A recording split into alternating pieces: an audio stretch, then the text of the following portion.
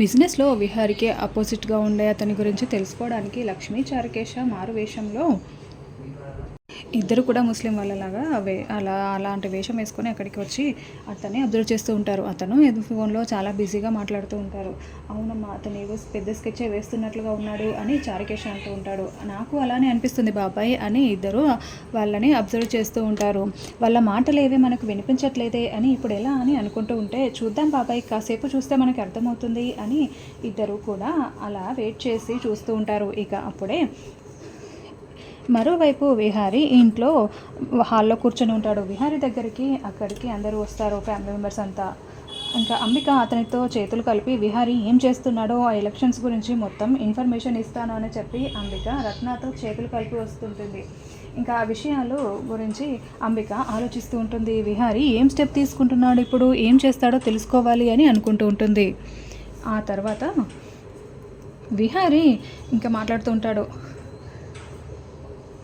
Coffee తాగుతూ ఉండగా పద్మాక్షి అందరూ అక్కడికి వస్తారు. ఇంకా విహారీ ఏంటి ఈరోజు ఆఫీస్కి వెళ్ళలేదా అని అడుగుతూ ఉంటుంది అంబిక. లేదు, వెళ్ళలేదు అత్తయ్య అని విహారీ చెప్తాడు. అప్పుడు పద్మాక్షి ఎందుకు వెళ్ళలేదు విహారీ అని అంటూ ఉంటుంది. అంబిక ఏమో ఈ మధ్య విహారీ సరిగా ఆఫీస్కి వెళ్ళట్లేదు, ఇంటి దగ్గరే ఉంటున్నాడు ఎక్కువగా అని అంటూ ఉంటే, ఇంకా అప్పుడు విహారీ ఆఫీస్కి వెళ్ళి ఏం చేస్తాం అత్తయ్య, కొన్ని పనులు చేయాల్సినవి ఉన్నాయి, వాటి గురించి నేను ఇక్కడే ఉండిపోతున్నాను అని చెప్తూ ఉంటాడు.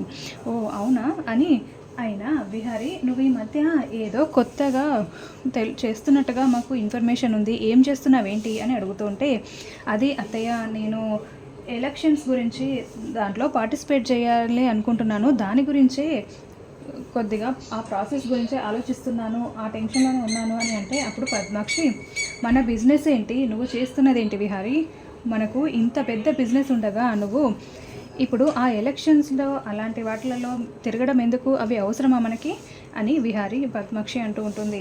ఇంకా వెంటనే విహారీ అవును, నిజానికి అవన్నీ అవసరం లేదు, కానీ ఈ రోజుల్లో మంచి పని చేయాలంటే ఇలాంటివి చేయాల్సిందే కదా అత్తయ్య అని అంటూ ఉంటే, మనకి ఇంత డబ్బు ఆస్తి ఉండగా నువ్వు మళ్ళీ అలాంటి పనులు ఎందుకు చేయడం విహారీ, ఇది సరిపోదా నీకు అని పద్మాక్షి అంటే, లేదు నేను చేస్తుంది డబ్బు కోసం కాదత్తయ్య, నలుగురికి మంచి చేయడం కోసం. అలా మనం ఎలక్షన్స్లో ఉంటే కానీ మనకి నలుగురికి మంచి చేయలేము, వాళ్ళు మనల్ని అలానే గుర్తుపెట్టుకుంటారు మంచి చేస్తే. ఇలా మనం ఎంత సంపాదించి పంచిపెట్టినా ఎవరికీ తెలీదు, కనీసం మనం ఇలా గెలిస్తేనైనా మనం చేసే మంచి గురించి నలుగురికి తెలిసి మన గురించి గొప్పగా మాట్లాడుకుంటారు, కనీసం ఆ పుణ్యమైన వస్తుందని అని విహారీ అంటే, అప్పుడే యమున అవును విహారీ చెప్పింది నిజమే, మనకి పుణ్యం వస్తే అది చాలు, అంతేకాని ఇలా ఎంత డబ్బు సంపాదించినా ఏం లాభం, మనం చేసే మంచికి రాకపోయినా కనీసం పాపాలు తగలకుండా మనం సంతోషంగా ఉంటే అంతే చాలు, ఆ పుణ్యం వస్తే చాలు అని యమున అంటూ ఉంటుంది. అంతలో అవును లక్ష్మిని కాఫీ తీసుకురామని చెప్పు అంటే, ఇంకా అలా లక్ష్మి ఇంట్లో లేదు అని సహస్ర చెప్తుంది. ఆ మాట వినేసరికి ఏంటి లక్ష్మి ఇంట్లో లేదా అని విహారీ అంటూ ఉంటాడు. ఏంటి విహారీ, నీకు చెప్పకుండా నీ పార్ట్నర్ లక్ష్మి ఎక్కడికి వెళ్ళింది, నీకు చెప్పకుండానే వెళ్ళిపోతుందా అని అంబిక దెప్పిపొడుస్తూ ఉంటుంది. అప్పుడే పద్మాక్షి అవును విహారీ, నీకు చెప్పకుండా అలా ఎలా వెళ్తుంది, కనీసం మేమెవరం తనకి కనిపించకపోయినా సరే నువ్వైతే తన కోసం పోరాడతావు కదా, నీకైనా చెప్పాలి కదా అని పద్మాక్షి అంటుంది. ఇంకా అప్పుడు విహారీ అది నాకు కూడా తెలీదు, ఏదైనా ఇంపార్టెంట్ వర్క్ ఉంటేనే తను అలా వెళ్తుంది అని చెప్తూ ఉంటాడు. ఎక్కడ ఏం రాజకార్యాలు వెలగబెడుతుందో ఏంటో అని పద్మాక్షి అంటూ ఉంటుంది. ఇంకా అంబిక వెంటనే ఆ రత్నగాడికి ఫోన్ చేసి చెప్పాలి, ఒకవేళ లక్ష్మి వాడి ప్లాన్ ఏమైనా తెలుసుకోవడానికే వెళ్ళిందేమో అని అనుకుంటూ అంబిక బయటికి వస్తుంది. ఇంకా విహారీ ఇంకా లక్ష్మికి ఫోన్ చేస్తూ ఉంటాడు. ఇంకా లక్ష్మికి ఫోన్ చేస్తున్నాడు అని చెప్పి వెయిట్ చేస్తూ ఉంటుంది. ఇంకా లక్ష్మి ఫోన్ లిఫ్ట్ చేయదు విహారీ చేస్తుంటే, ఇంకా లక్ష్మి అక్కడే అబ్జర్వ్ చేస్తూ ఉంటారు లక్ష్మి చారుకేశ. ఇంకా విహారీ అయ్యో లక్ష్మి ఫోన్ లిఫ్ట్ చేయట్లేదు అని అనుకుంటూ ఉంటాడు.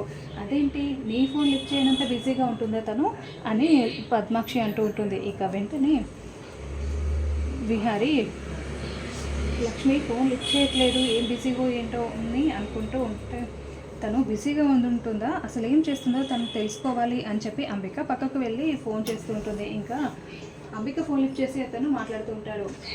లక్ష్మి అని నీ దగ్గరికి ఎవరైనా వచ్చారా, అక్కడ ఏమైనా చుట్టుపక్కల ఉందా చూసుకో, నువ్వు చేసే ప్లాన్ని తెలుసుకోవడానికి ఏమైనా వచ్చిందేమో అని నాకు అనిపిస్తుంది అని అంబిక అంటూ ఉంటుంది. అంత ఛాన్స్ లేదు, ఇక్కడికి వచ్చిందంటే ప్రాణాలతో బయటకు వెళ్ళదు. నా చుట్టూ చాలా నెట్వర్క్ ఉంది, నా చుట్టూ ఉన్న వాళ్ళు తనను ఎవరు కూడా బతకనివ్వరు అని చెప్తూ ఉంటాడు తను. సరే జాగ్రత్త, అది ఇంట్లో లేదు. విహారీ ఫోన్ చేస్తుంటే కూడా లిఫ్ట్ చేయట్లేదు అంటే నాకు డౌట్ వచ్చి నీకు ఫోన్ చేశాను, ఒకవేళ మీరు అక్కడ అది కానీ కనిపిస్తే చంపేసేయండి అని అంబిక అంటుంది. సరే అలాగే నేను చూసుకుంటాను అని ఫోన్ పెట్టేస్తాడు. ఇంకా అంబిక సీరియస్గా ఆలోచిస్తూ ఇది ఎక్కడికి వెళ్ళుంటుంది, విహారీ కూడా ఫోన్ కూడా లిఫ్ట్ చేయట్లేదు అంటే ఇది ఏదో చేస్తుందని అంబిక అనుకుంటూ ఉంటుంది. ఆ తర్వాత అక్కడ నుండి లోపలికి వస్తుంది. లక్ష్మి చారుకేశ ఇద్దరు కూడా అక్కడే ఉండి అబ్జర్వ్ చేస్తుంటారు. ఇంకా అంతలో ఫారినర్ ఒక అతను వచ్చి రత్నతో మాట్లాడుతూ ఉంటారు. అసలు ఏమీ వినిపించట్లేదు బాబాయ్, వీళ్ళు ఏదో స్కామ్ చేస్తున్నట్లుగా అనిపిస్తుంది నాకు అని లక్ష్మి అంటూ ఉంటుంది. మరి ఇప్పుడు ఎలాగమ్మా వినడం అని అంటూ ఉంటే, వీడియో తీసినా ఇందులో కూడా వినిపించట్లేదు అంటే నేను దగ్గరికి వెళ్ళి వింటాను బాబాయ్ అంటే, వద్దమ్మా వాడికి దొరికితే ప్రాణాలు తీస్తాడు, వద్దు అంటే, లేదు బాబాయ్ నేను వెళ్తాను అని చెప్పి లక్ష్మి కార్ చాటుగా వెళ్ళి వీడియో తీస్తూ ఉంటుంది. ఇంకా వాళ్ళ మాటలు కూడా విని షాకింగ్గా చూస్తూ ఉంటుంది. ఇంకా వాళ్ళ మాటలు విని వీడియో తీసిన తర్వాత అతను ఫారినర్తో మాట్లాడి ఇంకా అతను వెళ్ళిపోతాడు ఫారినర్. ఇంకా అతను వెళ్ళిపోయిన తర్వాత లక్ష్మి పక్కకు జరగబోతూ ఉంటే సౌండ్ వస్తుంది కార్ తగిలి. రే అక్కడ ఎవరో ఉన్నట్టున్నారు చూడండి రా అని అంటూ ఉంటే అతను మనుషులు వెళ్ళి చూస్తూ ఉంటారు.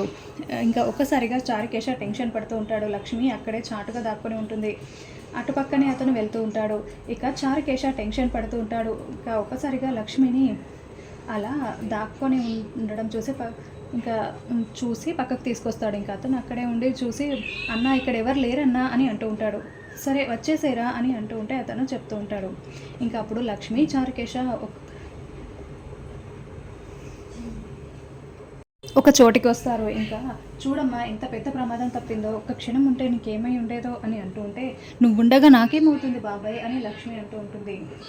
ఇంకా అలా పద, విహారికి చెప్పకుండా వచ్చాం, ఇంట్లో ఎదురు చూస్తూ ఉంటారు అని అంటూ ఉంటే, పద బాబాయ్ వెళ్దాము అని చెప్పి ఇద్దరు ఇంటికి వస్తారు. ఇంకా విహారి బయట అటు ఇటు తిరుగుతూ అసలు లక్ష్మి నాకు చెప్పకుండా ఎక్కడికి వెళ్ళిపోయిందో తెలియట్లేదే అని చెప్పి ఆలోచిస్తూ ఉంటాడు. ఇంకా అప్పుడే ఏం చేయాలి అని చెప్పి అనుకుంటూ ఉంటాడు. ఇంకా అప్పుడే లక్ష్మి చారుకేశ ఇద్దరు ఇంటికి వస్తూ ఉంటారు కారులో.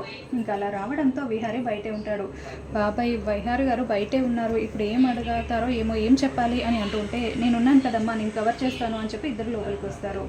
ఇంకా రాగానే విహారీ చూసి ఏంటి లక్ష్మి ఎక్కడికి వెళ్ళారు అని అంటూ ఉంటే, లక్ష్మి తడబడుతూ ఉంటే, ఏంటమ్మా ఆలోచిస్తావు అని, ఆఫీస్కి వెళ్ళానని చెప్పడానికి ఇంత కంగారు పడితే ఎలా చెప్పు అని చారుకేశ అంటారు.